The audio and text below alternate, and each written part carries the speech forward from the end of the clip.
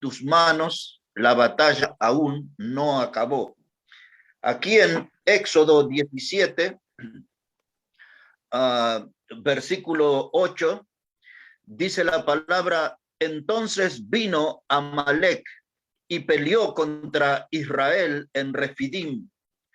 Y dijo Moisés a Josué: escógenos varones y sal a pelear contra Amalec.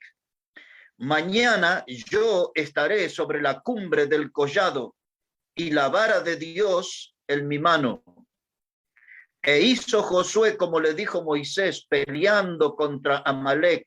Y Moisés y Aarón y Hur subieron a la cumbre del collado. Y sucedía que cuando alzaba Moisés sus manos, Israel prevalecía más. Cuando él bajaba su mano, prevalecía Amalec. Y las manos de Moisés se cansaban, por lo que tomaron una piedra y la pusieron debajo de él, y se sentó sobre ella. Y Aarón y Hur sostenían sus manos, el uno de un lado y el otro de otro, y así hubo en sus manos firmeza hasta que se puso el sol. Y Josué deshizo a Amalec y a su pueblo a filo de espada. Y Jehová dijo a Moisés: escribe esto para memoria en un libro, y di a Josué que raeré del todo la memoria de Amalec de debajo del cielo. Y Moisés edificó un altar y llamó su nombre Jehová Nisi. Y dijo: por cuanto la mano de Amalec se levantó contra el trono de Jehová, Jehová tendrá guerra con Amalec de generación en generación. Bueno, yo quiero invitarles a poner la mirada sobre este pasaje en dos direcciones. En primer lugar, sobre las manos en alto de Moisés. Aquí dice la palabra de Dios que cuando Moisés alzaba su mano, prevalecía en la batalla, o sea, había victoria para Israel. Y después dice que las manos de Moisés se cansaban. Y en tercer lugar dice que sus manos eran sostenidas por Aarón y Hur, y hubo firmeza. La segunda mirada que quiero que demos frente a este pasaje es sobre la historia y el poder del enemigo. En primer lugar, las manos en alto de Moisés, y en segundo lugar, la historia y el poder del enemigo llamado Amalec. Esas manos en alto de Moisés están relacionadas con día. Hay que levantar las manos antes de tiempo. Nunca tenemos que sentirnos vencedores antes de ver al enemigo completamente derrotado. Esta semana, cuando estábamos trabajando en radio, el periodista que estaba a mi lado me pidió que le diga la frase de un antiguo entrenador de básquetbol que decía que el partido no termina hasta que termina. El partido no termina hasta que termina. Esta semana que se dio un caso curioso en San Pablo, en Brasil, estaba jugando un equipo aquí de Argentina de fútbol que se llama Defensa y Justicia. Y iba igualando 3 tantos por cada equipo.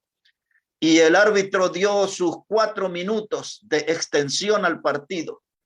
Y cuando se estaba ya listo a cumplir el 4.º minuto, el equipo de Defensa y Justicia hace un gol y se lleva la victoria. En los últimos segundos, el último suspiro del partido, alcanzó la victoria.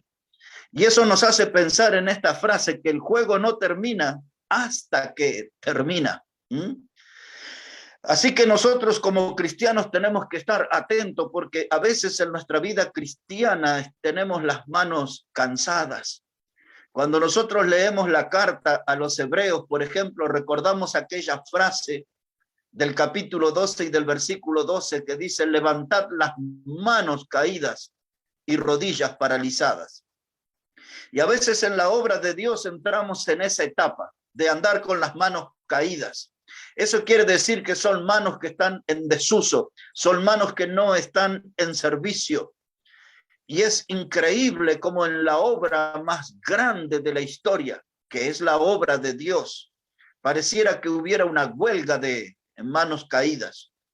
Se puede ver en todas las congregaciones, aún en la nuestra mismo, se puede ver hombres y mujeres de manos caídas que no las tienen en acción. Parece que hay una huelga general de manos caídas. Y eso trae estancamiento espiritual. La gente queda como empantanada, no va ni hacia atrás ni hacia adelante, quedan estancados completamente. Por eso el escritor a los hebreos motiva a mover esas rodillas paralizadas. Y ahora cuántas manos caídas vemos y cuántas rodillas paralizadas vemos. Y la batalla aún no acabó, la batalla aún no terminó, todavía estamos en la batalla. No podemos nosotros quedarnos ahí quietos. Hay que poner las manos en acción. Si ustedes pueden, hermano, me mantengan allí en Éxodo 17 y me acompañan a Santiago capítulo 4. O si no, quédense allí y yo les leo algo de Santiago capítulo 4 y el versículo 8. Dice así ese texto, Santiago 4, 8. Dice, acercaos a Dios y Él se acercará a vosotros. Pecadores, limpiad las manos y vosotros los de doble ánimo purificad vuestros corazones. Este pasaje nos habla de un desafío de acercarnos a Dios. Y ese pasaje tiene una promesa, dice que cuando yo tengo una actitud de acercamiento a Dios, dice, Él se acercará a nosotros. Él vendrá en nuestra dirección, vendrá a nuestro encuentro para traer bendición. Y luego dice el texto, limpiad las manos. Y hay veces nuestras manos están manchadas por diferentes clases de pecado. Cada uno sabe qué hace con sus manos y en qué actividad pecaminosa hace participar sus manos. Pero la Biblia dice, limpiad las manos. Hay un llamado a tener una limpieza porque las manos es uno de los instrumentos que Dios quiere usar en su obra, en el servicio. Y a la hora que Dios reclame nuestras manos, tienen que estar limpias. Este mismo pasaje llama la atención porque dice aquí la palabra de Dios que los de doble ánimo tienen que purificar sus corazones. Esa expresión nos habla de una clase de cristianos de doble ánimo. La idea que tiene el texto es de gente rara, extraña, porque la traducción sería como gente de doble alma. Ya sería raro alguien de dos almas. Pero dice que esa clase de gente lo que tiene que hacer, tiene que purificar sus corazones. Hay algo que no está bien. Un creyente deprimido, desalentado, desanimado, sin fuerza, sin energía espiritual, no puede ser usado por Dios. Por lo tanto, tiene que haber allí en su corazón enquistado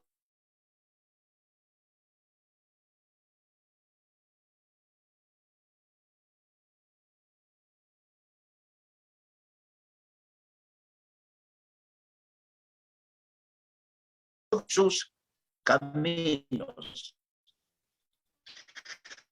Ahora, cuando nosotros hablamos y predicamos, mucha gente puede haber dirigido a nuestra gente. Y nosotros estamos teniendo esa clase de problemas, que tenemos gente con doble ánimo. Y dice aquí la palabra de Dios que los que tienen esa característica son inconstantes en todo su camino. Son inconstantes en la vida familiar, no hacen las cosas bien, hacen todo por la mitad, no terminan de resolver sus problemas. En la vida laboral también hacen todo por la mitad o terminan sus trabajos así como de compromiso, sin importarle el detalle, lo prolijo. La persona de doble ánimo, la Biblia lo afirma, dice, es inconstante en todos sus caminos. Y llevado esto al plano espiritual, también es igual. Se lo puede ver cuando van a la iglesia o no van, le dan lo mismo estar en una reunión o no estar, le da lo mismo cantar al Señor o no cantar, ofrendar o no ofrendar, todo le da lo mismo, se vuelven indiferentes. Eso es lo que los médicos hoy llaman a esta clase de problemas bipolares, gente bipolar. Un bipolar es una persona que tiene un estado de ánimo alto y allá anda eufórico. y a los pocos minutos se lo puede ver en un rincón, tirado, desalentado, deprimido completamente. Y a veces esta clase de problemas lo que tenemos en nuestra congregación, de hermanos que están y no están, que vienen y no vienen, no sabemos si van a estar firmes o van a estar en el piso, desaparecen, juegan a las escondidas, gente de doble ánimo, y la Biblia lo asegura, son inconstantes en todos sus caminos. Lo que necesitamos es cambiar eso, porque todos nosotros vamos a vivir duras batallas. Seguramente hasta en el pasado hemos dejado atrás grandes batallas. Si miramos hacia atrás, cada uno de nosotros en nuestra vida, vamos a ver que hubieron batallas que nos causaron heridas profundas y que nos dejaron cicatrices muy visibles. Quizás hubo batallas donde el dolor caló profundo y dejó huellas. Batallas donde quizás nosotros hemos llorado, o quizás batallas donde hemos perdido el sueño, donde hemos sentido que la muerte nos pisaba los talones. Muchos de nosotros en el pasado hemos tenido batallas espirituales, quizás hoy también, donde el diablo se ensañó con nosotros como si fuéramos Job. Y el diablo nos ha atacado con furia en el pasado y lo volverá a hacer hoy y mañana también lo volverá a hacer. Porque el diablo sabe que le queda poco tiempo y la Biblia dice que él descendió con gran furia. En Apocalipsis 12:12 dice eso, ¿no? Y nosotros sabemos, hermanos, que hoy estamos de pie. A veces no sabemos o no podemos explicarnos cómo estamos de pie después de haber resistido duros ataques del diablo. Lo cierto que nuestro mensaje es que tenemos que tener las manos en alto. Eso es lo que nos indica que estamos en un tiempo de victoria y no puedo bajar las manos porque la batalla no acabó. Quizás en nuestra vida vamos teniendo victorias y estamos viendo al enemigo derrotado, pero no podemos confiarnos, no podemos bajar las manos porque la batalla no acabó. Y en la vida hay toda clase de batalla. Hay batallas que son emocionales. A veces un suceso en nuestra vida, la pérdida de un trabajo, de una casa, de un conflicto familiar, nos sumerge en un estado de depresión y entramos a luchar con nuestras emociones. A veces en la vida tenemos seguido batallas económicas, situaciones, crisis económicas, deudas que nos cuesta cubrir o que no podemos pagar, surgen necesidades y hay veces tenemos que andar contando monedas porque estamos en una crisis económica y esa es una batalla dura que lleva a la gente a veces a la desesperación misma. A veces hay batallas familiares y batallas matrimoniales. Somos atacados por la familia. Muchas veces nosotros, por causa de nuestra fe, somos incomprendidos. Y a veces también hay otra clase de batalla, como la batalla física, un problema en la salud, algo inesperado, algo que no estaba en los planes, como algunos de nosotros quizás tengamos que padecer este virus del COVID-19, ¿no? Y a veces eso nos genera temor, y si me toca a mí, son batallas que se desatan alrededor de nuestra vida y en nuestra vida misma, pero tenemos que seguir adelante, mientras quizás todavía recién abandonamos alguna batalla dura y estamos allí agitados y temblando, o quizás secando las lágrimas de una batalla que recién terminó. Pero no puedo bajar las manos, porque la batalla todavía no acabó. Ahora, hay una batalla que nosotros tenemos que dar, hermanos, y esa batalla es contra la tibieza. Ustedes saben que la Biblia dice que, refiriéndose a la iglesia en la Odisea, era gente indefinida esa, como nosotros. Era gente gris, no eran ni blanco ni negro, eran grises. No eran ni fríos ni calientes, eran tibios. Y hay una batalla tremenda en nuestra congregación, y es una batalla contra la tibieza. La tibieza no trae ninguna bendición. La tibieza en la vida de un cristiano no produce ningún beneficio. Y los tibios, sin excepción, son todos vomitados por Dios. Cuando la Biblia dice que los tibios son los que producen el vómito de Dios, Está diciendo que son gente que se va a quedar sin bendición de Dios. Sí, pueden ser salvos, herederos de la vida eterna, pero andan por esta vida sin bendición de Dios, porque Dios los desaprueba. Son gente que les cae mal a Dios. El vómito siempre se produce cuando uno come algo en estado de descomposición. No lo puede digerir. Y es eso exactamente lo que pasa con un cristiano tibio. Dios no lo puede digerir y se ve obligado a vomitarlo. Por eso nosotros tenemos que levantarnos y pelear. Tenemos que tener las manos en alto porque la batalla aún no acabó. Ahora volvemos un poquito a Amalek para ver un poco la historia y para ver allí las características de este enemigo. Cuando nosotros hablamos de Amalek, siempre la gente dice, en el sentido espiritual, Amalek representa la carne. Y es cierto, en gran manera es cierto. Pero la historia de Amalek, solamente para que tome nota o después lo busquen, comienza en Génesis, el capítulo 36 y versículo 12. Allí en ese capítulo se nos cuenta que Esaú tuvo un hijo que se llamaba Elifaz. Y Elifaz tuvo con una mujer concubina, tuvo un hijo que le llamó Amalek. Así que Amalek era un nieto de Esaú. Y ese nombre Amalek lo que significa es oposición a Dios. Hay algunos que traducen el nombre de Amalek como belicoso. Esa palabra belicoso significa alguien que quiere tener conflicto, que quiere tener guerra, que quiere dar batalla.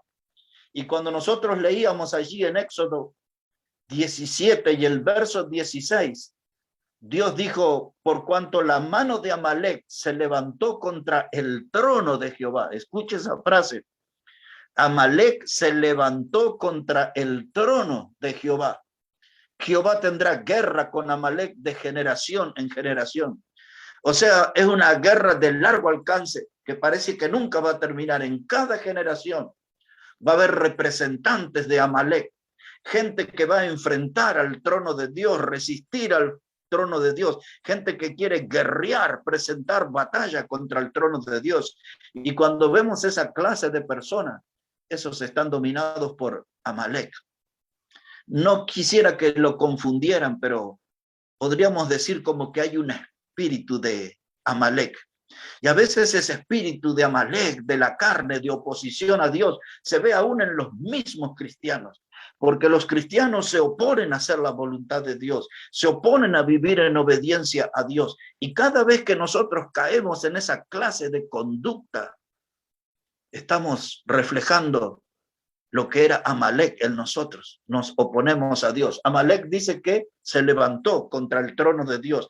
Es decir, que él no quería hacer la voluntad de Dios, pero por nada. Ahora, ese es un poco de la historia. Pero en Deuteronomio 25, si ustedes quieren, solo lo toman nota y yo se los leo para ustedes. En Deuteronomio el capítulo 25 y versículos 17 a 19, ahí la Biblia nos cuenta lo que era la conducta de Amalek. El pueblo de Dios había salido de Egipto, venían rumbo a la tierra prometida. Y Amalek, en vez de salir a brindarle ayuda para ser bendecidos por Dios, mire lo que hicieron. Esto que les voy a leer es Deuteronomio 25, verso 17. Así dice la palabra de Dios. Dice, acuérdate de lo que hizo Amalek contigo en el camino cuando salías de Egipto, de cómo te salió al encuentro en el camino y te desbarató la retaguardia de todos los débiles que iban detrás de ti. Cuando tú estabas cansado y trabajado y no tuvo ningún temor de Dios. Ahora, mire, esto es lo que hace Amalek en el pasado y es lo que hace Amalek hoy. Preste atención, por favor. Ahí en ese versículo desnuda nos muestra la radiografía de lo que es Amalek del pasado y hoy. Observe, Dice allí, en primer lugar, en el versículo 18, que Amalek salió al encuentro. Esos sentimientos carnales y esos pensamientos de oposición a Dios nos salen al encuentro en nuestro camino, en nuestra vida. En este mes de mayo y en los meses anteriores, siempre esas cosas de Amalek nos salen al cruce en el camino. Y dice que allí él desbarató la retaguardia de todos los débiles que iban detrás. Hoy Amalek actúa igual. Amalek, ese espíritu, póngalo ahí entre comillas a esa palabra espíritu, entre